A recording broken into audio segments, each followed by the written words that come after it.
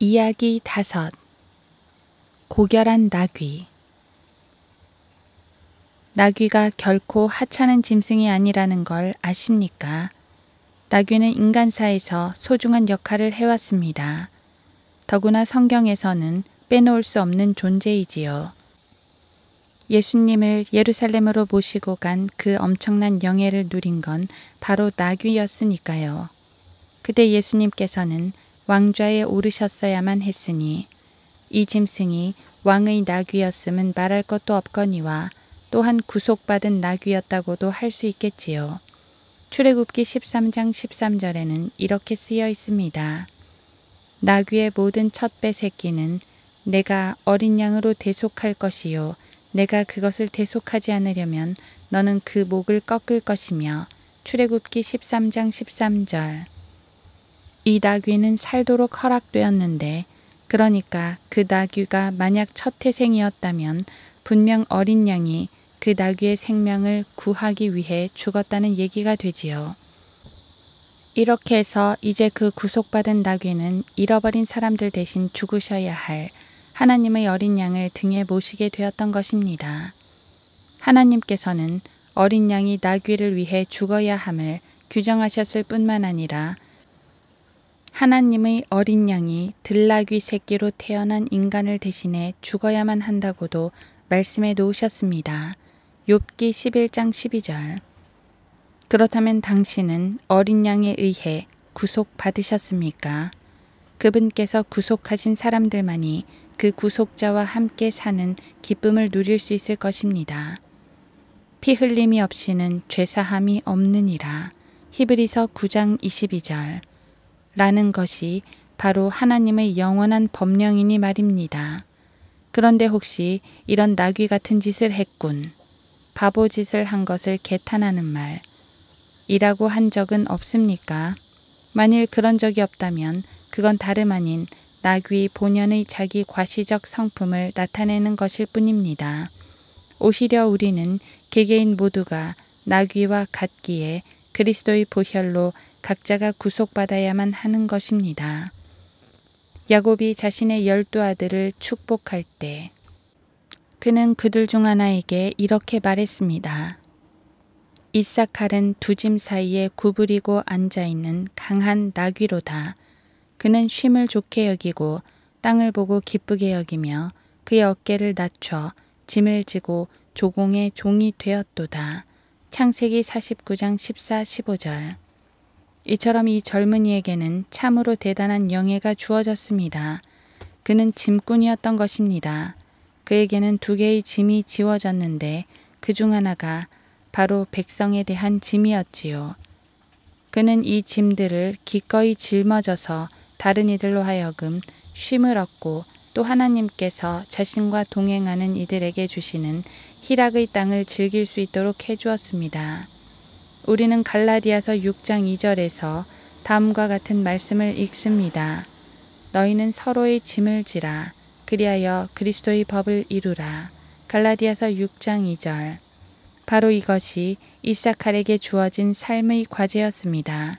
그렇다면 과연 우리들은 타인의 짐을 지고 있는지, 반대로 그들의 짐에 무게를 더할 뿐인지 묻지 않을 수가 없군요. 민수기 22장 28절에 보면 참으로 복된 나귀가 나옵니다. 그런데 뜻밖에도 그 나귀는 신사가 아니라 숙녀였습니다. 그 구절을 읽어보면 주께서 나귀의 입을 여시니 나귀가 발라함에게 말하기를 이라고 쓰여 있습니다. 하나님께서는 이 나귀가 암컷이었는데도 남자의 목소리를 내게 하신 것입니다. 베드로는 다음과 같이 기술합니다. 말 못하는 나귀가 사람, 맨의 음성으로 말하여 그 선지자의 미친 짓을 막았느니라. 베드로후서 2장 16절. 베드로는 이 숙녀 나귀를 말 못하는 나귀라고 칭했을 때 자신이 얘기하는 바를 알고 있었음이 분명합니다.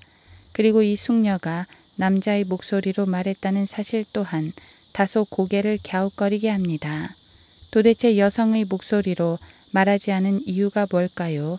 두말할 필요 없이 그 선지자를 화들짝 놀라게 하려고 한 것입니다. 말 못하는 나귀가 말을 하는데 그것도 나귀 숙녀의 입에서 사내 목소리가 흘러나온 것이지요. 이 정도면 그 누구라도 감명받기에 충분합니다.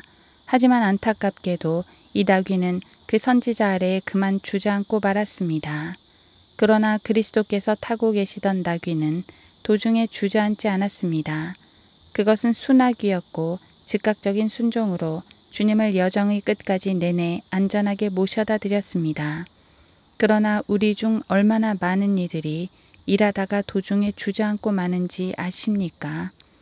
우리는 매여 있지 않아 여기저기 주님을 모셔다 드릴 수 있지만 실패하기 일쑤입니다. 그러니 끝까지 신실하기 위해서는 은혜를 구해야 합니다. 발라함이 탔던 나귀는 나귀답게 말하지 않았습니다. 그녀는 하나님의 말씀을 전했던 것입니다. 그녀는 진리를 온화하게 전했으며 한마디도 헛되이 말하지 않았습니다. 말대꾸하거나 적당히 구슬려 시간을 허비하지도 않았습니다. 또한 그녀의 주인을 흉보는 건 물론이거니와 자기의 운명에 불만을 품지도 않았습니다. 오히려 목적지에 도달하자 전공을 콕 찌른 후 임무를 끝냈던 것이지요. 이것은 모든 하나님의 사자들에게 참으로 대단한 교훈이 아닐 수 없습니다. 그들이 숙녀인지 신사인지가 중요한 게 아니지요. 왜냐하면 다른 것도 아닌 이 나귀가 내뱉은 몇 마디의 말이 기록되어 수세기에 걸쳐 보존될 만한 가치가 있었으니까요. 그러기에 우리는 주님의 다음과 같은 말씀에 주의를 기울이게 되는 것이 아닐까요? 너희의 말이 항상 은혜와 더불어 있게 하고 소금으로 맛을 내듯 하라. 골로새서 4장 6절. 이스라엘의 초대 왕이었던 사울이 자신이 보살펴야 했던 나귀들을 잃어버린 사건은 매우 눈여겨볼 만합니다. 왜냐하면 다윗은 양들을 결코 잃어버린 적이 없었기 때문입니다. 즉, 그는 그들을 지켰습니다. 여기서 이 두 남자와 그들이 기르던 짐승의 관계는 후에 그들이 다스리기로 되어 있던 백성들과의 관계를 그림처럼 보여줍니다. 나귀와 양 모두 다 보살핌을 받아야 할 필요가 있습니다. 이들은 모두 곁길로 빠지기 쉽기 때문이지요. 마찬가지로 인간의 마음 또한 한쪽으로 새기를 좋아합니다. 일반적으로 사람의 마음은 정도보다 샛길이 낫다고 속삭이고 많은 사람들이 자신의 물통에서 떠온 것보다는 훔쳐온 물이 달고 맛있다고들 합니다. 잠언 9장 17절. 정리하자면 사울의 소년 시절은 잃어버린 죄인의 유형인 나귀를 나타내는 반면 다윗의 소년 시절은 성도의 유형인 양과 관련이 있습니다. 그로부터 한참을 거슬러 올라간 욥의 시대, 즉 수세기 전에도 역시 나귀는 나귀일 뿐이었습니다. 우리가 아는 바 하나님의 창조 이래로 지금까지 모양이나 특징이 변화된 동물은 아무것도 없었으니까요. 저는 여태껏 진화라는 실없는 가설을 증명하는 어떤 증거를 하나라도 보거나 들은 적이 없습니다. 저는 이름만 그럴듯한 이 이론을 선동하는 자들의 모든 음모와 계획을 송두리째 거부합니다. 뿐만 아니라 저의 이러한 입장은 종의 변의를 입증하는 증거가 제시될 때까지 변함없을 것입니다. 욥기 1장 14절에는 소들은 밭을 갈고 나귀들은 그 옆에서 풀을 뜯는데 라는 말씀이 나옵니다. 욥기 1장 4절. 여기서 소는 정결한 성도를 예표하는 방면, 나귀는 불결한 죄인을 나타냅니다. 즉, 소들은 쉴 새 없이 주인을 섬기며 그를 위해 가치 있는 것을 생산하지만 나귀들은 주인의 소유와 소들이 내는 산물을 먹어치우는 데만 급급할 뿐입니다. 죄인과 성도의 경우와 이 얼마나 흡사합니까? 성도는 자신의 주를 위해 일하는 반면 불신자는 자신을 위해서 일하니 말입니다.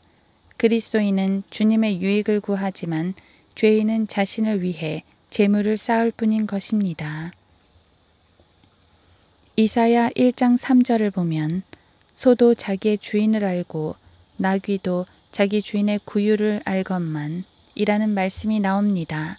이사야 1장 3절. 여기서 우리는 동일한 진리를 예로 든 것을 발견할 수 있습니다. 즉, 소는 자신을 돌보는 이에게 관심을 주는 반면 나귀는 주인의 양식을 축낼 뿐입니다. 소는 자신의 주인에게 헌신적이지만 나귀는 주인의 선물에만 관심을 둡니다. 또한 소는 자신이 섬기는 이와의 친교를 구하지만 나귀는 꼴만 배불리 먹을 수 있다면 친교 따윈 신경 쓰지 않습니다. 영적으로 말해 우리가 아는 것은 그리스도인은 그리스도를 사랑하지만 죄인은 그리스도의 선물을 바랄 뿐이라는 것입니다. 한 예로 갈보리 언덕 위의 병사들은 구주를 원치 않았고 오히려 주님의 옷을 놓고 도박판을 벌였습니다. 다시 말해 그들이 원했던 건 주님이 아니라 바로 그분의 소유였던 것이지요. 이 두 부류 중에 당신은 어디에 속하십니까? 자, 여기서 당신이 마음으로 간절히 바라던 주님의 선물을 모두 다 소유했다고 한번 가정해 봅시다. 과연 당신은 주님께 가까이 다가갈까요?